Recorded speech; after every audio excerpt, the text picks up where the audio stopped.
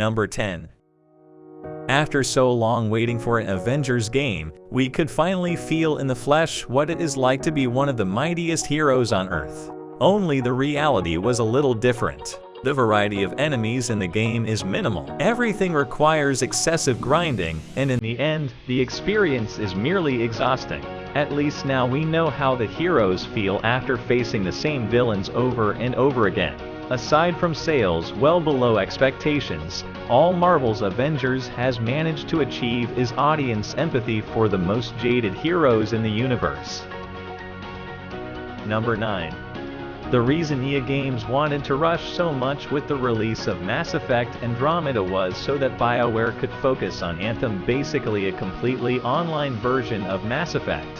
What could go wrong, right? Absolutely everything. The initial trailers looked like the game would fulfill our dream of feeling like Iron Man himself.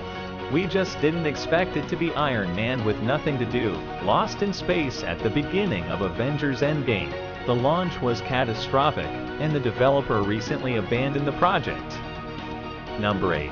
BioWare has a long history leading the evolution of RPGs. The apex was in the Mass Effect trilogy, so it would be quite logical to repeat another generation's success, right? Everything was heading for a fantastic game, but EA Games sped up the project so much that the result was an inevitable catastrophe.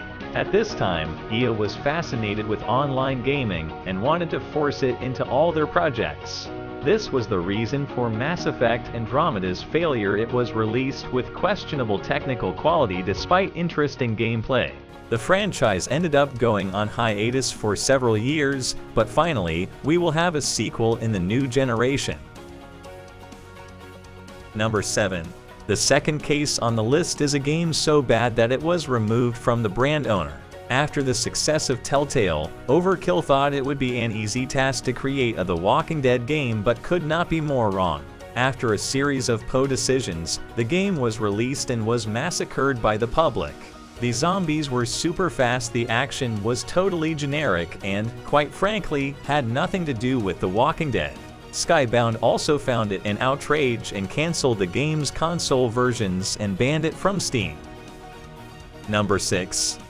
Speaking of big disappointments, Mighty No. 9 was the new project of the creator of Mega Man. With his departure at Capcom, he promised to develop the true successor of the franchise. Mighty No. 9 had record-breaking public fundraising on Kickstarter. The expectations could not have been higher. But after several postponements, a real fiasco. Mighty No.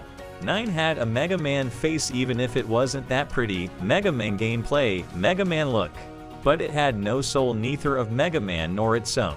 The game was very dull and provoked the wrath of those who bet on its success. Until today, we haven't heard about a sequel. Number 5.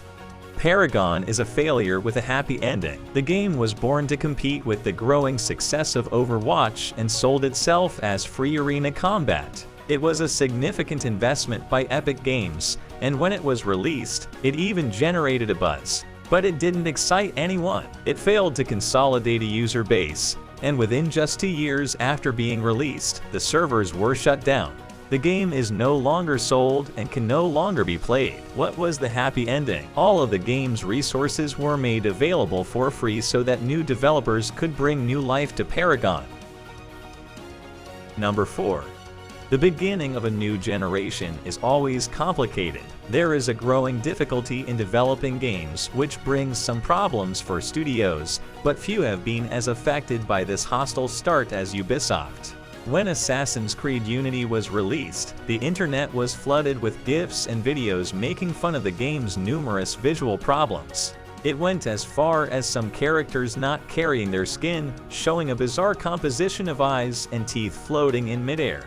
It was complicated. To compensate players, Ubisoft released the expansion pass for free. Number 3. There came a time in the industry that every major distributor wanted to have its own online success. After all, it was the most guaranteed way to make continued profits. Games began to emerge for a single-player experience and were forced to run online. Such is the case with Fallout 76, and obviously, there was no way it could work. First, like the Metroid games, the Fallout franchise is about isolation, waking up in a post-apocalyptic world where everything has been devastated, and you can't trust anyone else. Trying to force yourself online breaks part of the game experience. To make matters worse, at launch, there was almost nothing to do. Few missions, few places to explore, few options. For a franchise praised for its depth, Fallout 76 was the biggest failure one could imagine. Number 2. The most anticipated game of the generation, which had everything to close this cycle with a golden key, has been one of the biggest failures of recent gaming. Not that the game is terrible at all. The Cyberpunk 2077 universe deserves praise, but on PlayStation 4 and Xbox One, the game is unplayable. There were so many graphical and technical errors that players felt cheated to the point of demanding a refund of their investment. The crisis was such that the digital version was completely removed from the PlayStation Store, something almost unheard of in the console's history.